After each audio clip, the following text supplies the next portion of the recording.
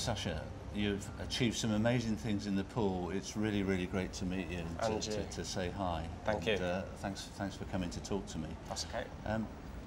You're obviously a world-famous Paralympic swimmer. How did it all start for you? It started when I was 11 years old. I sort of went to this local swimming pool to try it out. My brother was a swimmer. It just took off from there, really. It only took a couple of years before I made my first international. And when you appeared in your first international team, were you successful straight away? No, my first international was with a small squad, the cerebral palsy squad, which is the disability I've got, and I went there and won a few medals, but didn't excel, didn't do too well. And then went to my first Paralympic Games in 1996 and won a silver medal. You know, I went there as being ranked #1 in the world, trying to win gold medal, and came back with a silver. So disappointing, really, for me. And then the aim was to try and see what could happen after Atlanta and how I could try and win a gold medal. Is it so competitive that if just one of the things that goes into making the gold medal position isn't quite there, that you can't get away with it?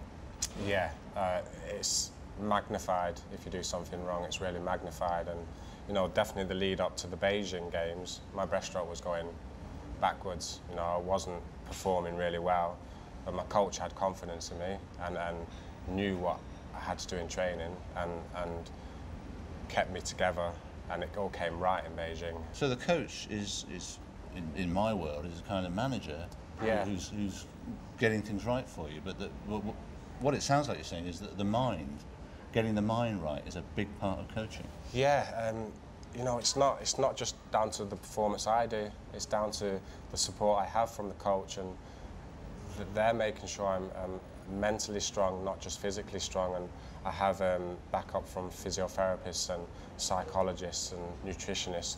And it's all this team that are trying to make me the best in the world. And you know, you can't do it on your own. You know, I need expertise in different fields, and they're just a bigger part of the team than you can imagine, really. You know, and they deserve this gold medal just as much as I do. But you've got to believe in yourself 100%. But the people around you have got to do that as well. Yeah, exactly. The teamwork around you and the support from the team is massive, and you know, that's the aim, to try and make everyone on the same wavelength and to try and achieve the same goal and know what each part of the team is doing, and that's the big thing. Have you got a kind of overview or a summary of what it is that makes a great team? You know, the team you're in. Just that we're all know what the big picture is and know what the big goal is, and setting ourselves the target to reach that goal.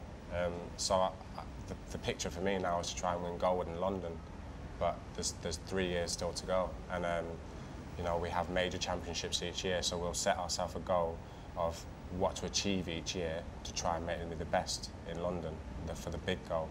You talked about the team that puts you in the gold medal position, and we're a team. We're a big team. We're 1,000 people, and we're formed out of a number of organisations that have merged together. So there are teams within teams, and the goal for us is to be successful, to deliver excellent services in all parts of the business, and to do that we understand that our staff team is the most important asset that we have. I mean, that's what a lot of organisations say, but it's absolutely true. We couldn't deliver what we deliver without our staff team working really effectively as individuals, but supported by the teams that are behind them. I presume you're setting them goals to try and achieve. Is that the aim? Yeah, we set them goals. We have a corporate plan, which is our kind of statement of all the high level stuff. I suppose if you had a corporate plan, it would be, you know, win the breaststroke gold medal in London in 2012, and then you'd be working out all the elements that is going to deliver you there on the day with your kind of fingertips ahead of the next competitor.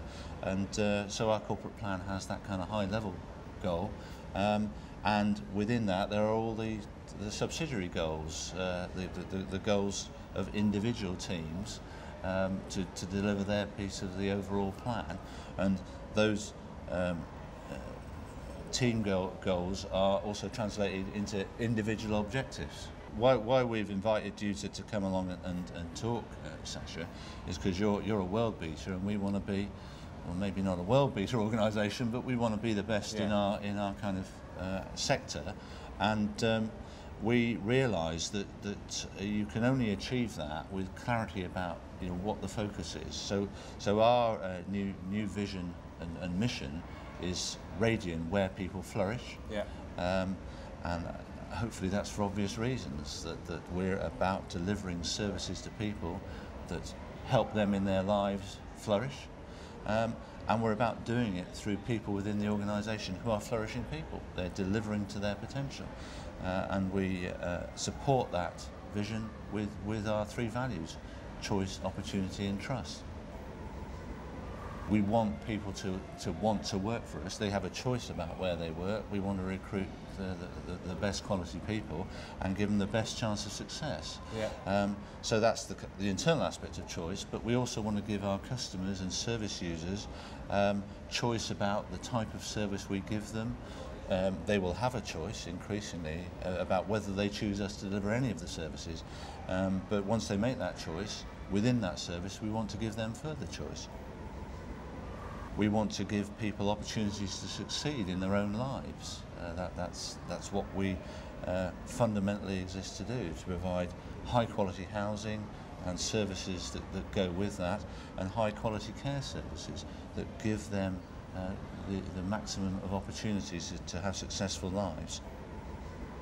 It's vitally important that people trust us. If we say we're going to turn up and do something for them, that we turn up and do it. It's got to be right first time and on time every time. I mean, I think in your field there may be a limit to how fast people can swim. I don't really think there's a limit to how good an organisation could be. You can continuously improve.